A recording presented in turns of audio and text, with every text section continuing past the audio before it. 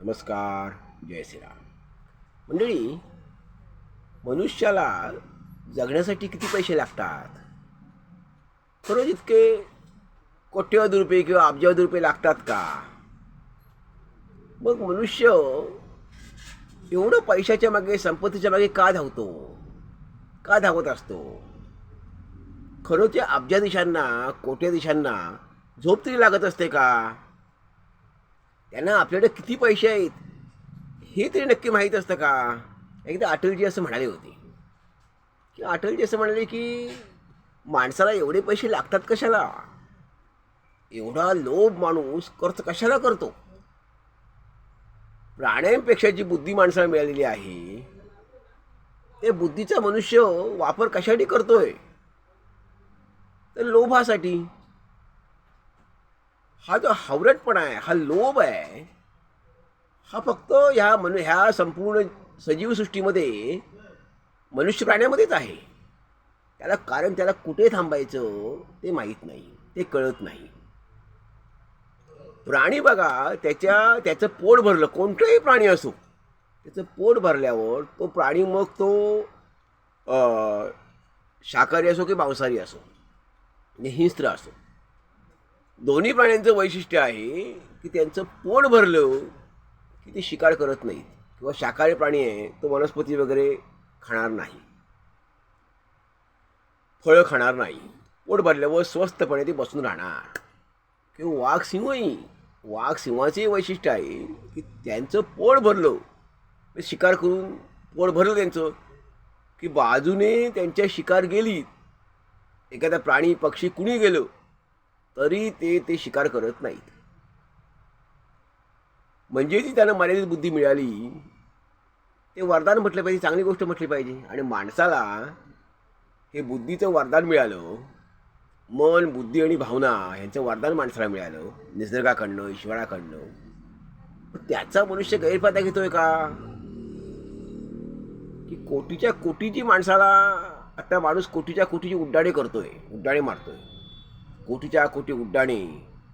आता कोटी नाही, अब्ज, आणि अब्जाच्याही पलीकडे गेलेला आहे. म्हणजे संपत्ती किती आहे की ह्या मंडळींना माहीतही नसतं आपली संपत्ती कुठे आहे. आणि एवढी घेतलेली असते जगभर सगळीकडे. अमेरिका असेल, इंग्लंड असेल, भारतात तर प्रत्येक जवळजवळ शहरातनं मोठ्या असेल, मुंबई, पुणे, नागपूर, संभाजीनगर, बेंगलोर, म्हैसूर, उटी, हैदराबाद, दिल्ली, अशा ठिकाणी विविध ठिकाणी संपत्ती घेतलेली असते. यांना एक कल्पनाही नसते. आणि अशातच मग त्याचा उपभोग न घेता एकदम राम म्हणणं, मग काय त्याचा उपयोग काय आहे त्याचा? म्हणजे माणूस एवढा संपत्तीच्या मागे, प्रॉपर्टीच्या मागे, पैशाच्या मागे का धावतो? तर त्याला ईश्वराने, निसर्गाने बुद्धी जास्त दिलेली आहे म्हणून, इतर प्राण्यांपेक्षा जास्त दिलेली आहे म्हणून त्याच्याकडे लोभ आहे, त्याला मोह आहे. तर लोभ त्याचा संपत नाही. लोभ सावडी कुणी आहे असं म्हणतात, त्याला अपत्य आहेत, त्याला मुलं आहेत, परिवार त्याचा आहे म्हणून त्याची, असं काही नसतं. म्हणून त्या लोभ आहे असं काही नसतं. ज्याला सगळं आहे त्याला लोभ आहे, ज्याचं कुणी नाही त्यालाही लोभ आहे. लोभ ही गोष्टच वाईट आहे. या लोभावर जो मात करतो तो सत्पुरुष, तो संत. असे लोभावर मात करणारे खूप झाले. राजकारणातही खूप होऊन गेले, समाजकारणात तर होतेच, आहेतच. परंतु राजकारणातही होऊन गेले की मग दंडवती असतील, बॅरिस्टर नाथपै असतील, मग बॅरिस्टर मोहन धारिया, जयप्रकाश नारायण, लालकृष्ण अडवाणी, यशवंतराव चव्हाण, अटल बिहारी वाजपेयी, मधुकरराव चौधरी, सरदार वल्लभभाई पटेल, पंडित नेहरू, राजेंद्र प्रसाद, आचार्य कृपलानी, अजून किती नावं सांगावी? अगदी पंडित नेहरूंचं आता मी नाव घेतलं तर ते कोट्याधीश राजकारणी होते, खरं आहे. परंतु ते मृत्यूसमयी कोट्याधीश राजकारणी नव्हते. त्यांनी सगळी संपत्ती आपली दान केलेली होती. आपलं त्यांचं जे हवेली होती अलाहाबादची, तिथे त्यांनी काँग्रेस पक्षाला स्वातंत्र्याच्या आधीच दान केली होती. तर असे हे मोठे राजकारणातही अशी मोठी माणसं आपल्याकडे होऊन गेलेली आहेत.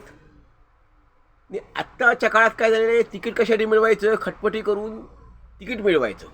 खूप खटपटी लटपटी करून पक्षाला देणगी देऊन, आपण देणगी हा चांगला शब्द वापरू, देणगी देऊन, मग ती पण काही लाखो करोडो रुपयांची, ती देणगी देऊन प्रलोभन दाखवून तिकीट मिळवायचं. तिकीट मिळाल्यानंतर करोडो रुपये खर्च करून निवडून यायचं. मग असे करोडो रुपये खर्च करून निवडून आलेले लोक आहेत, ते समाजसेवा काय करणार, त्यांच्या हातून लोकसेवा काय घडणार, जनकल्याण काय साधणार, हे खरेच जनसेवक असू शकतात का, लोकसेवक असू शकतात का? गांधीजींच्या स्वप्नातले लोकसेवक जनसेवक हे असू शकतात का? गांधीजींच्या स्वप्नातले असे राजकारणी होते का, कोटीच्या कोटी उड्डाणे घेणारे, अब्जावधीची माया जमवणारे? खरंच माणसाला जगायला एवढे पैसे लागतात का? मग माणूस याच्या मागे का जातो? जगण्यासाठी माणसाला किती पैसे लागतात? गरीब माणूस कसा भागवतो, सर्वसामान्य मनुष्य कसा भागवतो सगळं, आणि तरीही तो आनंदात असतो. अत्यंत कमी उत्पन्न असणारी माणसंही या जगात आहेत, खूप आहेत, म्हणजे खूप आहेत. त्यांचं उत्पन्नाचं स्तर अगदी कमी असूनही ते आनंदात असतात. ते कुठेही कर्ज काढत नाहीत.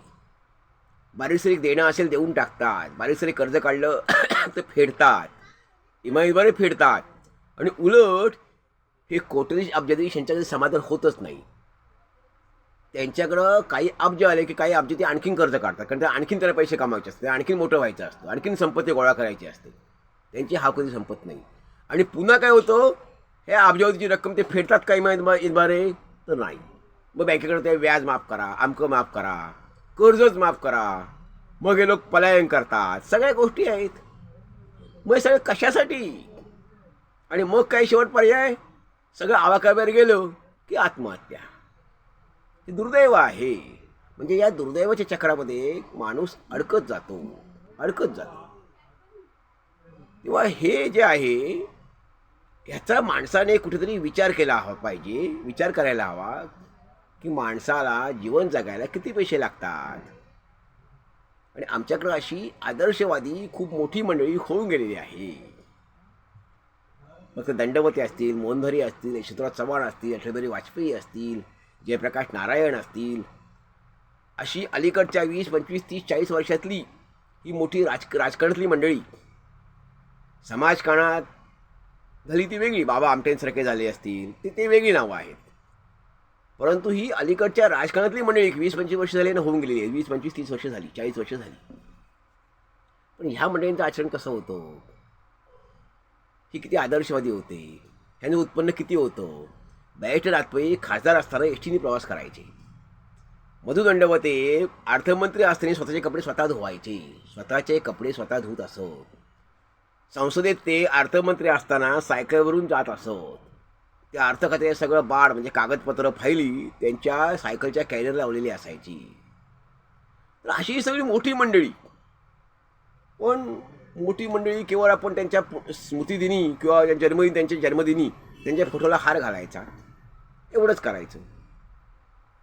मोठे उपदेश देत आपल्याला गेले, आम्ही फक्त तो उपदेश त्यांचा ऐकत गेलो आणि त्या कार्यान्वयातून आल्यानंतर उपदेश तो विसरून गेलो. म्हणजे असंच झालेलं आहे आपलं. म्हणजे हे जे फोटोला हार घालणारे असतात तेच नंतर त्यांच्यावर छानपैकी दंडवत आहेत, तर मग दंडवतेवर छानसं भाषण देणार आणि हीच मंडळी नंतर लगेच कोटीचा अब्जावधीचा हिशोब करणार. ही हजारो कोटीची माया जी आहे, हजारो कोटीची माया, त्याचं काय करणार नक्की? खरंच त्यातून गरिबांचं किती हित झालं, गरिबांचं कल्याण किती झालं, किती गरिबांची घरं उभी राहिली, संसार उभे राहिले, गरिबांची किती सेवा झाली. मग ह्या संपत्तीचा उपयोग खरंच गरिबांसाठी होतो का? तर खऱ्या अर्थाने आशीर्वाद लाभते. त्यामुळे खरंच अटलजी म्हणाले होते की एवढे पैसे माणसाला लागतात कशाला, आणि माणूस धावतो कशासाठी एवढा? एवढी माणसाची लगबग, एवढी माणसाची पळापळ, धावपळ, धडपड ही कशासाठी असते? ती निरर्थक असते का? म्हणजे आपल्याला काय वाटतं, ही माणसे धडपड नक्की निरर्थक आहे का? त्यातून त्याला जे सुख हवंय, जे समाधान हवंय ते मिळतंय का? जो आनंद हवाय तो आनंद मिळतोय का? जनतेच्या खऱ्या अर्थाने आशीर्वाद त्याला प्राप्त होत आहेत का? आपल्याला काय वाटतं आपण जरूर अभिप्राय द्यावा. धन्यवाद. जय हिंद.